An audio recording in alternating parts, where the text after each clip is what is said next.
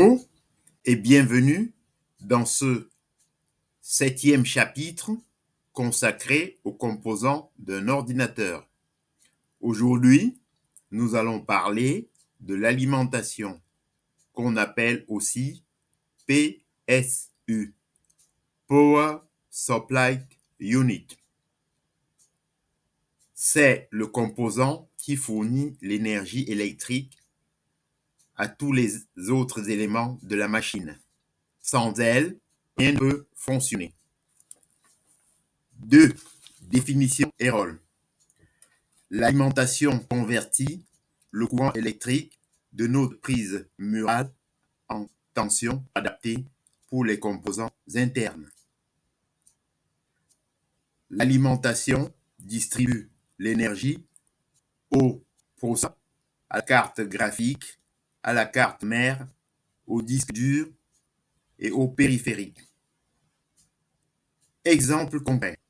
Sans alimentation, un ordinateur est comme une voiture sans carburant. Analogie. L'alimentation est le cœur qui pompe l'énergie vers tous les autres organes. Passons maintenant aux caractéristiques principales.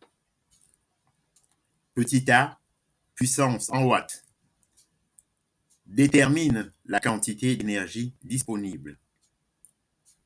En outre, certification 80+, c'est-à-dire garantit une meilleure efficacité énergétique. Bronze, silver, gold, platinum.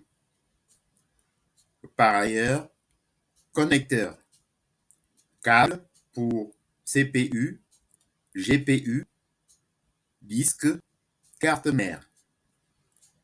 Enfin, format ATX, SFI, c'est-à-dire taille adaptée au boîtier.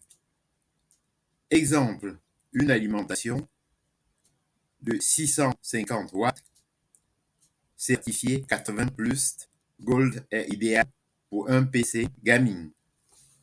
On va voir maintenant en 4 les types d'alimentation. Alimentation non modulaire, c'est-à-dire tous les câbles sont fixés, moins chers, mais moins pratiques. Par ailleurs, semi-modulaire. Certains câbles sont fixes, d'autres sont détachables. D'autre part, alimentation modulaire. Tous les câbles sont détachables. Meilleure gestion et organisation. Exemple, un boîtier bien rangé avec une alimentation modulaire favorise un meilleur airflow et un montage plus propre. On va voir maintenant en 5 importance de l'alimentation. Une alimentation de mauvaise qualité peut provoquer des pannes ou endommager les composants. En outre, une alimentation fiable assure la stabilité et la longévité du PC. Enfin, comme exemple, un GPU puissant nécessite une alimentation adaptée. Sinon, le PC peut s'éteindre en pleine utilisation. Passons maintenant en 6. Conseils pratiques. Premier conseil, choisissez une puissance adaptée à vos composants CPU, GPU. D'autre part, vérifiez la certification pour l'efficacité énergétique. Par ailleurs, pensez à l'avenir, c'est-à-dire prévoir un peu plus de substance pour les futures mises à jour. Enfin, comme exemple, si votre configuration consomme 450 watts, prenez une alimentation de 600 watts pour BD. 7. Conclusion. Voilà, nous avons vu ensemble ce qu'est une alimentation, son rôle, ses caractéristiques, ses types et son importance dans un ordinateur.